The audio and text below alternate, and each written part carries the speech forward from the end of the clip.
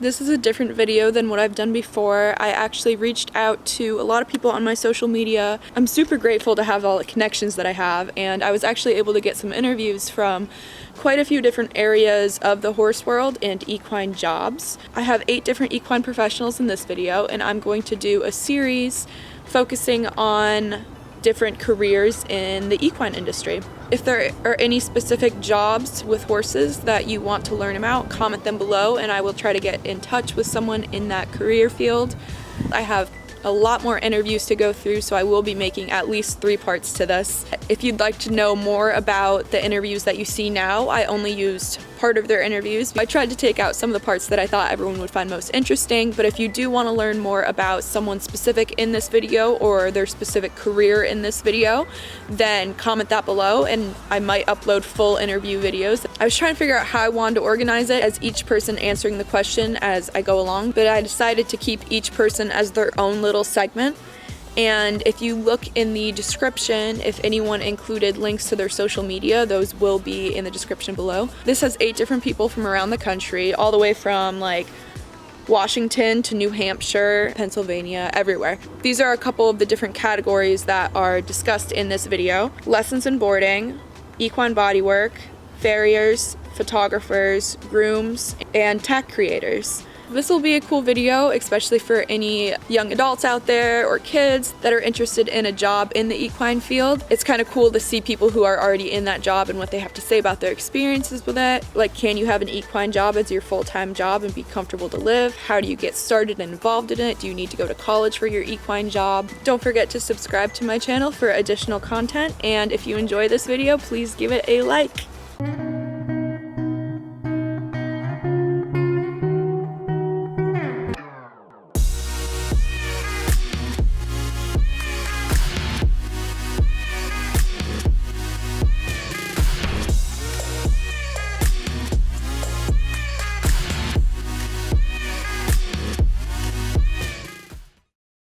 Hi, my name is Aubray Vande. I am a full-time equestrian photographer. I'm based out of Green Bay, Wisconsin, but I travel throughout the United States. My job as an equestrian photographer can mean so many different things to different photographers and different people, but one of the main things that I strive to do is capture the wonderful bonds that horses and their riders have. It's more than knowing the technical side of photography, and yes, that's very important, but you also have to have an eye for horses. What makes them look good? What doesn't make them look good? Just as with humans, horses also have angles and poses that are not as flattering, and every horse is different. So you have different breeds, you have different standards. So you really have to be knowledgeable about what the client wants, who you're working with, what the horse is, to make sure that you get the perfect photo. Yes, this is my full-time job. I have been a full-time equine photographer for over a year now. Prior to that, I did my equestrian photography part-time while I was a personal assistant. Did I go to college, and was it for my equine job? No, I did not go to college. I did take some photography classes as an elective in high school, but it wasn't something that I pursued as further education. What would I say is the best way to become an equine photographer? Practice. If you have an interest in becoming an equestrian photographer, take your camera out and really learn all about it. Learn how manual mode works. Learn how lighting works. Learn what your style is. But do this while practicing. I can't stress that enough, that when you start out, there's going to be so many curveballs thrown at you that you're going to have to try to learn. Different business practices, different styles, what you like, what you don't like. So try to practice as much as possible. Even if it's not on horses, just take your camera out and take pictures. Start editing, start learning what your likes and dislikes are. Annual incomes as an equestrian photographer vary greatly.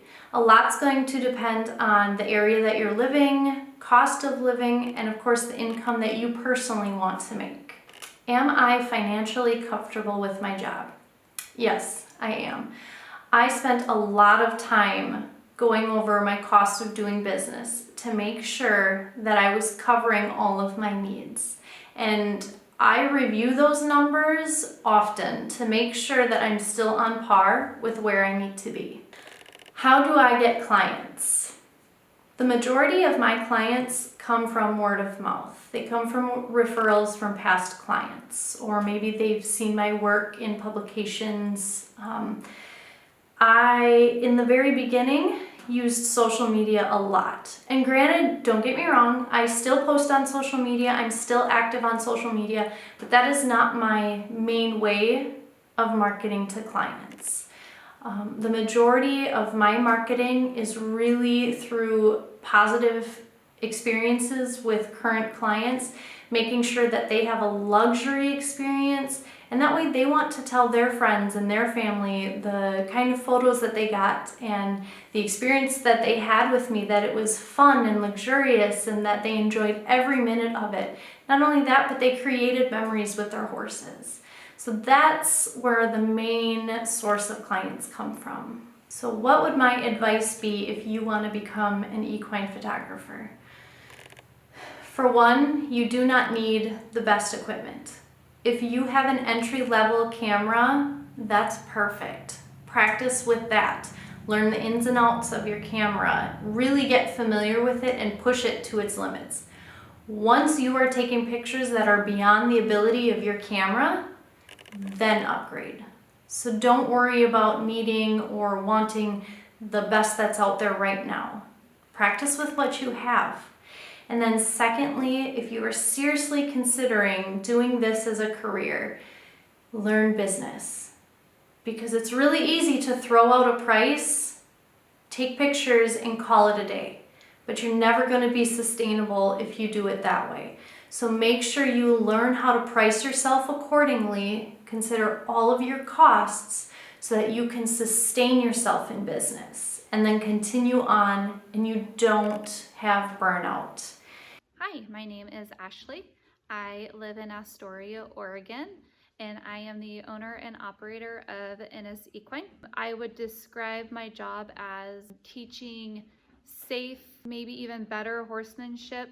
I offer lessons and boarding for those in my area who are interested in learning pretty much basic horsemanship, the how-tos, the ins and outs of owning a horse, how to safely care for a horse, safety, always riding, basic knowledge on feeding, graining, veterinary, farriers. This is a part-time job for me at this time. I do actually work 2 other jobs outside of doing my barn business. One of my main part-time jobs is I am an occupational therapist at the local grade school here in my area. So I do work that Monday through Friday from 7:30 until 2:30. At 2:30 when I come home, I switch out my shoes to my barn boots and I come out here and usually have a student waiting for a lesson. On Saturdays, I work at the local feed store from 10 until 6. I'm quite busy outside of my barn job. I did not go to college for any of my equine activities. I got started would actually be through 4-H. Even though I've been involved with horses my whole life, I actually started a 4-H group with my mom back in 2017 in the small community that I grew up in. We had a handful of kids that we started the group with, and it was really rewarding. I would teach the ground classes, so I would teach the showmanship classes, and my mom would teach the riding portion. Watching the kids grow and evolve over the course of those few months was really rewarding and really kind of sparked something in me that I would want to pursue financially comfortable with my jobs. Even though I can do lessons and do that, I am subject to weather where I live. I don't have anything covered to offer lessons year-round yet. I am working on a plan to get that going, but unfortunately I don't have anything covered to ride in. So I do have a 60-foot round pen outside that I do offer lessons in, but during the rainy months I cannot give riding lessons. So I am very budgeted that way, so I took on an extra job on the weekends working at our local feed store to help supplement the cost for that. Typically word of mouth, where I'm at right now, works best. I do have a Facebook page that I do advertise, and it does get shared. Hi, my name's Liz Murray, and I am from Newton, New Hampshire, and I am an equine massage practitioner.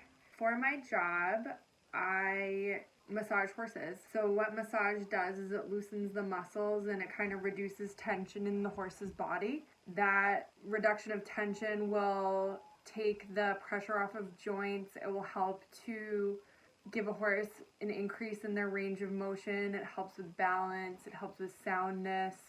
It helps with recovery from injury. It helps preventing injury, because if those muscles are nice and loose, then they're not going to tear as quickly. They're going to recover faster from a hard workout, stuff like that. So I work really closely with owners, trainers, vets, chiro, farriers, sometimes even to help sort of address any shortcomings in the way that a horse's body is moving. And a lot of owners just use it for well-being. It has a lot of other benefits than just to make a horse perform better, and so people will utilize it for that as well. I work part-time. I'm a mom of 3. I have 3 boys, and I'm also in nursing school. I don't have a ton of time to devote just to my business. Part of the reason why I'm in nursing school is because when you own your own business, obviously it doesn't come with things like retirement benefits or health insurance or stuff like that. I didn't go to college for this. Obviously I'm going to college for nursing, but I did go to a program based out of Worcester, Mass, at the Bancroft School of Massage. They have a really awesome program for equine massage. It took me about a year. I definitely enjoy my job. I think it's really fun. 2 days are never the same. The same horse is never the same. I love talking to horse people. I love horse people. I love being a support person. I love celebrating my clients' successes with their horses, especially if it's something that I helped them achieve. If their horse was really struggling with something and massage really ramped up their performance and they really achieved something new, then that makes a huge difference to me. That makes me really happy. Well, yes, I am financially comfortable. Equine massage is definitely something that's in demand. I tend to work on 10 to 20 horses a week, 20 in my really, really busy season, usually in the summertime. I have a lot of clients that will get their horses worked on weekly during the height of show season, particularly my national level horses that are competing at the higher levels, and they like to keep their horses in tip-top performance shape. So when they're all getting their horses worked on weekly, I'm super, super busy. But my husband and I own a house. We're supporting 3 kids, and I have 2 horses. So it's definitely not anything to shake a fist at. 90% of my marketing is word of mouth. The majority of my clients are people, a trainer will request that I work on their horse, and it's grown from there. About 10% of my business probably is through social media. I don't have a website. I just do Facebook, and I've been really successful from that. I haven't needed to branch out beyond that. I do occasionally, in the winter when it's really, really slow, I'll do deals on Facebook, or I'll advertise. I'll do a $10 advertisement on Facebook. But other than that, that's pretty much all the marketing I do. Make sure you love being around horses. Make sure you don't ever get sick of horses. Make sure you love being a support person for people. If you're a horse pro, you're definitely not in the spotlight all the time. You're a supporting actor for sure, and you have to love that. You have to really be able to celebrate your clients' successes as your own successes and embrace that. You definitely need to have your own self-motivation. It's definitely, horse world can definitely be dog eat dog, and you have to really put yourself out there. You have to be able to walk into a barn and say, "Hi, I'm Liz. I'm here to work on so-and-so. It's nice to meet you." And you have to be really professional. I think it's important to be drama-free and kind of even-tempered. I think that is important too. But other than that, that's about it. If you're ever in New Hampshire and you want to follow an equine massage person for a day, hit me up, email me if you have any questions. I'd be happy to answer them. Thanks. Bye. Hi, my name is Megan Weber, and I am the head groom for Archway Equestrian Sports in Sammamish, Washington. My job is to groom, tack up, untack horses for the trainers. I also feed grain and apply first aid when needed, as well as lunge and work the horses on the ground. My job is a full-time job. I chose this job mainly because I really like working with horses and it's one of my passions. Archway reached out to me and offered me the job. I jumped at the opportunity and have enjoyed every moment of it.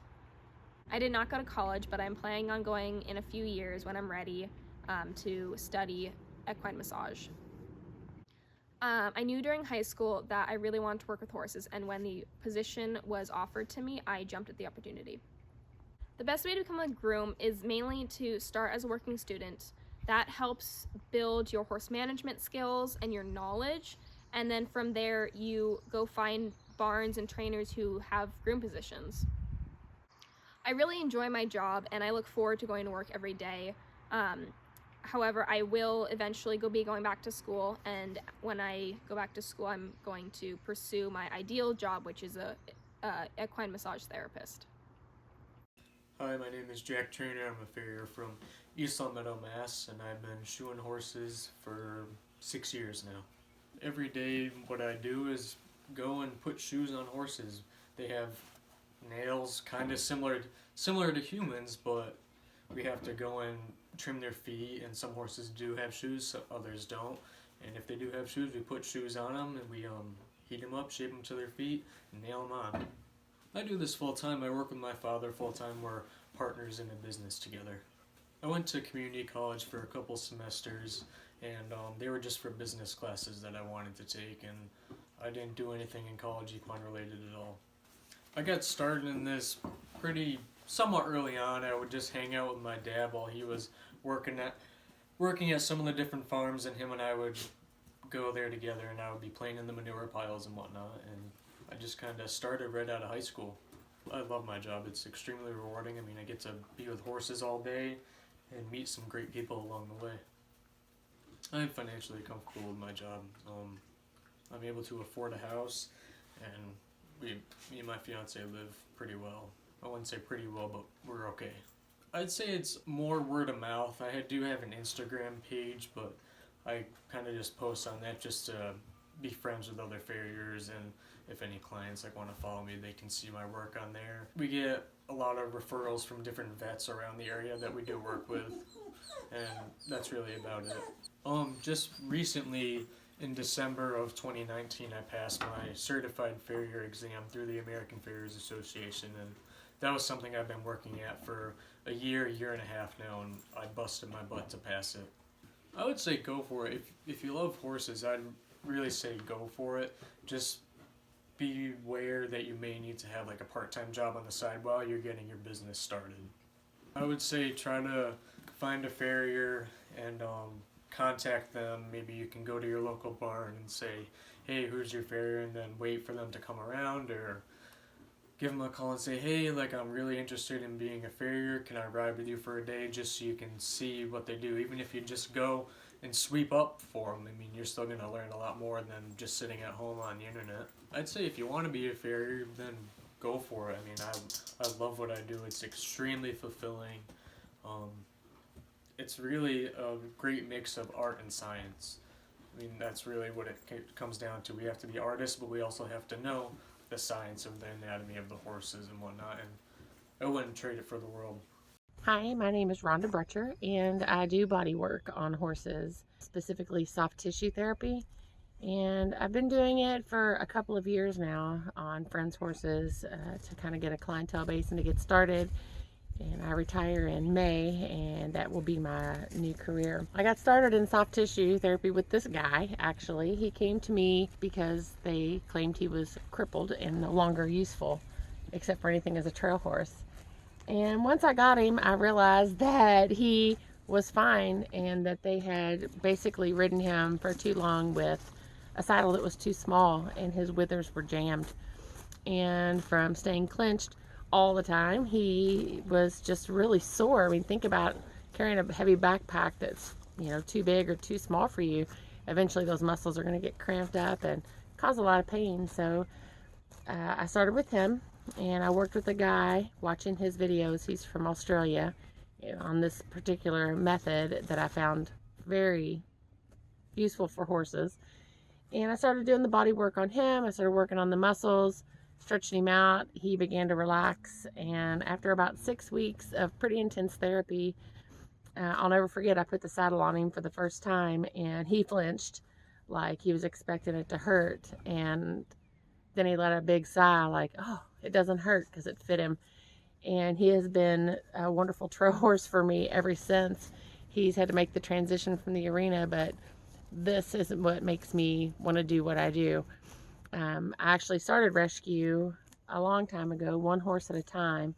And I usually take in something old and skinny and make it fat and see if it's rideable. Right now I have one in that's a 21-year-old Mustang, but he's probably not going to be going anywhere. He's what I would call a rescue fail. He's staying. I did go to college at the University of Louisville, and they have a very good equine program there, but I wasn't really interested in the business part of equine work. I did, however, show on the equestrian team. I was the captain of the equestrian team for a couple of seasons, and I came back to lead the Alumni Association for a couple of seasons as well. I made a lot of really good friends there and had a really good time getting to know the community as a whole, in the college years. My degree was actually in biology and more science background, so I went to work as a water quality specialist at a local water utility, and we work to protect the health of the water out in the distribution system, so when it comes to your tap, you have safe water to drink, and that job has been great. I really like it a lot, but I'm so looking forward to my next journey after the end of May, when I can pursue the soft tissue work. I want to do it part-time. I want to enjoy it, because I have always heard that when you turn something that you love into your work, then it becomes a job, and it's hard to love. But I don't see that happening with horses. I've been riding since as long as I can remember, probably 44 years. For someone aspiring to be in the equestrian world for a job, it really helps to find something that you have passion for. I've seen farriers that are passionate about their jobs, trainers that are passionate about their jobs, and that really helps fuel your fire, because I think to really be successful, you have to have that fire that people really want to see if they're paying you to take care of their children, really, or their partners. As for financial, you could easily make a decent living in equine body work. It would take a lot of perseverance to do it, though, and a lot of driving and a lot of marketing. Right now, most of my marketing is word of mouth and social media. I do have a Facebook page for my BLM Mustang Arrow, and it's also for therapy work too. Is it my dream job? Yeah, I kind of think it is, and it took me a long time to work up to the point to be able to safely step into that role. If I had to do it over again, I probably would do things differently to get into my dream job sooner than later, or at least would have given it a good try. I think either way you go about it, it's all good as long as you're doing what you love and loving what you do. Hey everyone, it's Amanda Henry and I am here with Wild and Free Equine Wellness here in Las Vegas, Nevada. We help people connect with the horses that were once wild, roaming the ranges out in America, the BLM Mustangs. So that's kind of our unique niche. Getting started, I basically had my own horse. That's definitely the first step, I would say, for anyone that really wants to take this business seriously, although you don't have to have your own horse. Having my own horse really helped me build the program and really figure out what I would teach people along the way. And then being able to adopt more and more horses so that I had horses for different level riders, and I was also helping the horses along the way. That really helped a lot. Basically, my job right now is bringing the horses in, grooming them, getting them ready to ride, riding them, teaching them new things, and then new people that come out, introducing them to the horses, getting them comfortable, and giving them lessons and instructions on how to ride and how to take care of the horses. How I mainly get clients, I would say, is through social media. I love using Facebook, Instagram, Twitter, LinkedIn, a bunch of different groups in my area on Facebook. I always am on those groups and I'm messaging and saying, hey, my barn is here, my horses are available, we'd love to have you come and ride. So mainly social media is the biggest way that I get new clients. Building up the business is definitely tough. It is my full-time job, but it's not really making me a ton of money, although it is my biggest passion. So I love it, and I've tried a ton of other things and I've made money doing other things, but I absolutely love horses. And so if I can make horses my full-time job, I decided to jump into it. So I really just went for it. And so it can be your full-time job. It can be amazing. And honestly, I just absolutely love it. Every single day, usually I work about 3 to 4 horses. We have 5 horses here total, so I'll usually focus on 1 or 2, and then the other ones kind of just get grooming and checked and, looked over and make sure they're okay, and sometimes led around, bathed, whatever it is that they need for the day, but I don't always ride every single one. And I would say one of the biggest challenges that I've had is really teaching new people all about horses when they don't really know the safety, the precautions you need to take around horses. So really taking that step back and seeing it from a brand new eye, like you've never been around a horse. That's been my biggest challenge, and how to describe that to people and how to teach that in a way that's fun and interesting. My website is horsebackridingclub.com. You can check it out anytime. We have our lessons on there. We have online leases now, so we can actually learn how to ride a horse completely online. So you can go through the 8-week program and learn all there is to know about horses and how to take care of them and all the things that go into it. So hope you enjoyed this video, and if you have any questions at all, let me know. I'm here, and so are all the horses. Hi, my name is Taylor Hoover. I'm from Pine Grove, Pennsylvania, and I'm the owner and founder of K&T Creations, LLC. K&T Creations, LLC was founded in April 2016 when we had a hard time finding tack for our miniature donkey Holly and our miniature horse Blaze. Since April 2016, we have grown exponentially, and we now have stores in 4 countries, a whole distribution center in Australia, and we have over 150 brand ambassadors and sponsored riders worldwide. K&T Creations is a part-time job for me. My full-time job is selling real estate. I specialize in all different types of properties across the state of Pennsylvania, and I also own an upscale women's clothing boutique here in my town. I did go to college. I have a Bachelor in Science degree in Communications Media. I had a double minor in Marketing and Homeland Security. And then I continued on for my master's degree at Penn State University, and I have a master's degree in Homeland Security with a concentration in agricultural biosecurity and food defense. While neither of these degrees are directly related to making horse tack, they have been very useful. Biosecurity comes into play anytime we sanitize or clean tack, of course, and communications and marketing has helped me with my social media aspect, as well as public relations and attending trade shows and public speaking. I think the biggest misconception people have is that they can just pick up a bunch of materials and start making tack one day. Unfortunately, there's a lot more that goes into it than that. First of all, you have to be legally registered with your state, including taxes, your fictitious name, your establishment of your LLC or your sole proprietorship, and of course your liability insurance. So there's a lot more that goes into play than just, starting an Instagram account and starting to make things. I absolutely love my job. I love making the products. I love when people send in really cute photos of their horses. And I absolutely love going to trade shows and meeting customers, new and old. As far as being financially stable, based solely off of an income of custom tack making, it is quite possible. However, there are times of extreme market highs and extreme market lows. With any business, any self-employment, you always have to prepare for those times of low income. For us, we have been able to pay all of our feed bills and take care of our animals and even pay our mortgage from month to month sometimes in times of need. However, we do rely more on our income from real estate and my husband's job rather than the tack making. While I do absolutely love making tack, it does sometimes consume your whole life. It doesn't matter what I do. I can get on Facebook and start scrolling, and I'm part of so many tack groups. That's all I seem to see. And while I absolutely love it, there are some days that it would be nice to get away, but your phone's always on, you're always responding to customers, because in today's here and now society, that's what you have to do to compete with the big guys. Our main source of advertising is, of course, social media. We have a big Instagram following as well as Facebook, and occasionally we post YouTube videos, and recently we've delved into the world of TikTok. Locally, word of mouth is a big thing, especially when we attend shows and local trade shows or local tack swaps. And then, of course, we do have repeat customers when we go to bigger trade shows like the Pennsylvania Horse Expo. As with any equine competition, equine careers are no different. They're extremely competitive. My advice to individuals who would like to join this industry, whether it be at training, entertainment, tack makers, is find someone to learn from. There's never too much to learn when it comes to horses or things that come with horses.